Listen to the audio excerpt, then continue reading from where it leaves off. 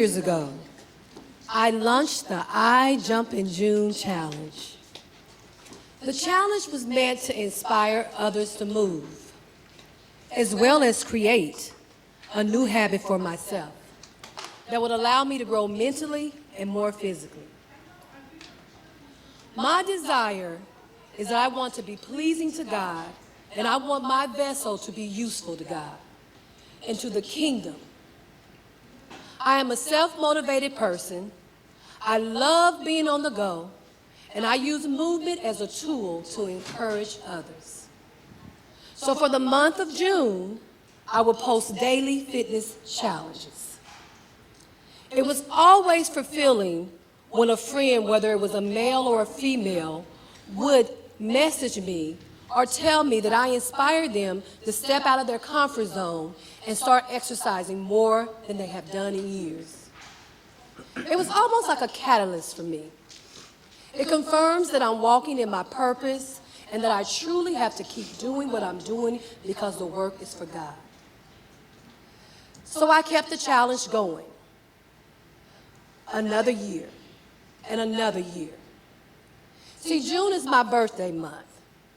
So I used the challenge to celebrate another year of life and me evolving. It made me feel like the winner that I am. So in June 2021, it was the third year of the I Jump in June challenge. We are 25 days in, so close to the finish line. I got my camera set up just right because people are visual creatures. They need to see examples of people putting in the work, which inspires them and creates a stronger connection, especially on the social media sites. So I'm outside, ready to film myself. I grab my rope, and I begin to jump. A few moments later, I took a few jumps backwards, just to be fancy for the camera.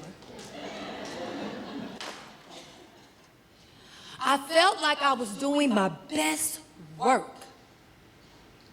until, out of nowhere, someone kicked me really, really hard in the back of my left leg.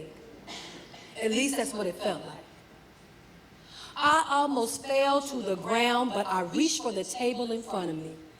I was crying out the name of Jesus in one breath and calling my son Emerson in the next. Tears were flowing down my face. I was wondering what in the world just happened to me. I fell to the ground saying, "Help me, Jesus." My son, he helped me into the house and immediately called his father. My husband must have ran every stoplight and stop sign to get to me. He insisted that I was going into the emergency room, but I truly thought it was just a sprain and I was going to be fine. See, I come from a family of athletes. I know all about the rice, rest, ice, compression, and elevation. Like I'm the doctor, right? Then my husband asked me to take the walk test. My foot wouldn't allow me to put any pressure on it. Off to the emergency room I go. The nurse comes in. She said, "It doesn't look good." I said, "What's happening?" She tells me I've injured my Achilles and it may require surgery. I felt a little nervous. Then I was thinking, me? Surgery? I was only jumping rope. But immediately out of my mouth, I spoke, "I am healed and healthy like it never happened." I know God gave me that phrase. I then looked at her in the eye and I told her I've been praying and training my mind to speak what I want to see. But nowhere in my mind was I expecting to see myself wrapped in a splint. So here we go. I'm in a splint, getting around on crutches. Because I know words have power, I never stop speaking. I am healed and healthy like it never happened. Let me share something with you. I come from a long line of strong-minded, tenacious, persevering, fearless women in my family who did what they needed to do to get through the pain, injuries, and hardship. They remind me of Wonder Woman 2.0s. So now, I'm getting ready to go on a trip to visit a family friend. I too made it through without too much assistance. I'm a Wonder Woman 2.0 too. We went on another trip to my son's AAU basketball tournament in Omaha, Nebraska. This time, my husband bought me a rolling knee scooter so I could get around better. I was determined to make it to my son's games. Then the day came. It was time for the surgery on my Achilles. My vision and words never changed. I'm healed and healthy like it never happened. I knew God was working and that this was part of the process. He blessed me with a wonderful doctor who was in alignment and took very good care of me. After the surgery, I was in extreme pain for the first couple of weeks. At night, I cried frequently. There were some days I had thoughts of not being able to instruct my Aqua Fitness class. And also, I was always thinking about I'm not completing the I Jump in June challenge. I wanted so much to jump back into my life and take care of the unfinished work that I had to do. I realized it was going to be a long recovery before I could post another fitness video. The most uncomfortable part of it all was needing my husband and my children to take care of me hand and foot. And I do mean hand and foot. Asking for help was not my strong suit. From showering to restroom breaks to cleaning to cooking, they worked cohesively as a team to try to make everything run smoothly.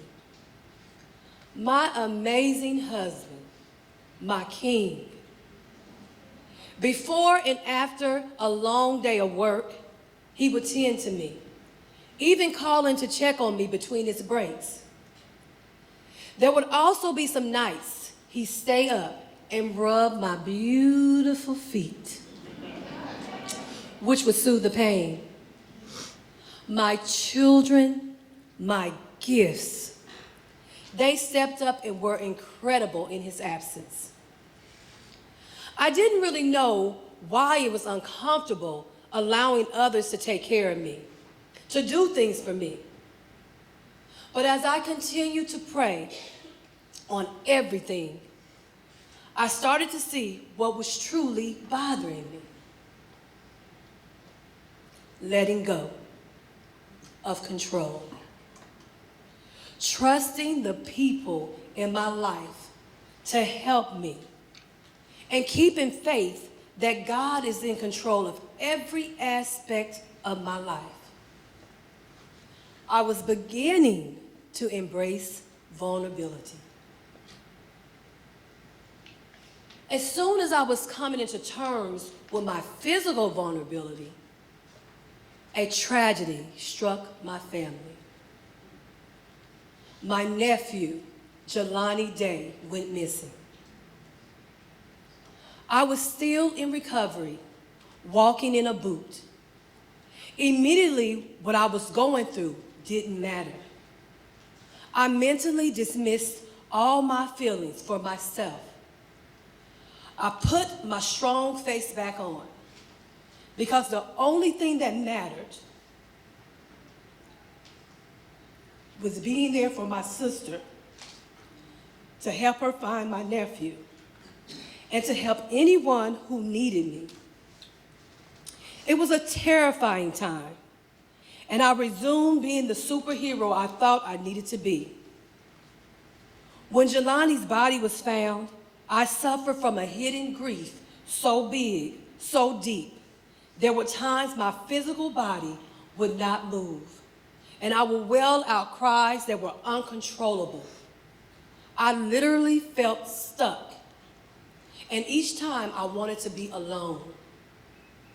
Afterwards, I would put on the strong face so I could be there for my sister and my family. Until one morning, unexpectedly, it happened again. This time I felt like I was drowning and life was being sucked out of me. At this point, I was forced to be emotionally vulnerable. I collapsed in my husband's arms. I allowed my children to see and hear me cry. I couldn't pretend to be strong any longer. This time in my life was an emotional roller coaster. It still can be at times. Having my sister and our family suffer such a great loss with no answers, not yet, can still at times challenge my own sense of self. As I began to evaluate things, ironically, I thought about my Achilles and how I injured it and everything that I had to go through. I recognized all those years of me holding on to control, thinking I had it all together, and that I can do it all by myself was an absolute weakness.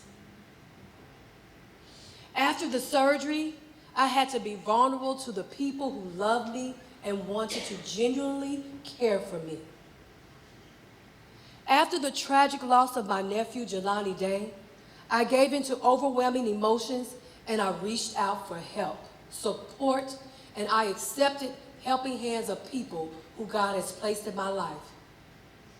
He placed them in my life to remind me to feel, but not to feel guilty, to love and to live. I now know that my vulnerability was an opportunity for me to release and let go of control that I thought I had.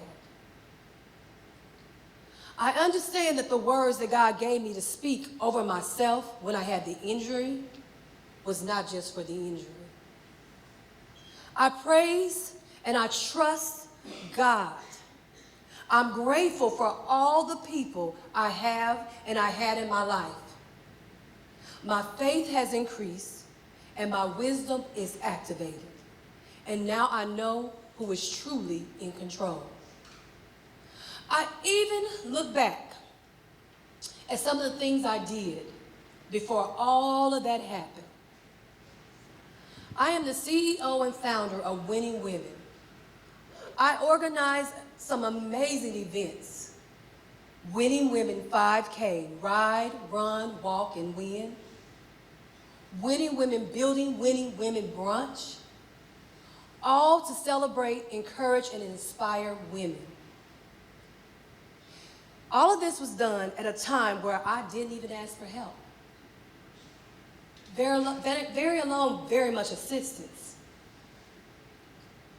I wonder now how much greater and more impactful those events would have been if I allowed myself to accept help. But we learn, we grow, and we go forward. I know now that I am deserving of the same love and support that I give to others. It makes me feel stronger, not weaker, to include others in what I'm doing. See, I'm learning daily to release and let go and trust God. I've gotten wiser. This year now, if, I'm really thinking, not if, sort of, kind of, both. I'm thinking that I may start a jump in July challenge. Well, while you're clapping, here's the thing. If I do start it, it'll start on Monday. Who's with me?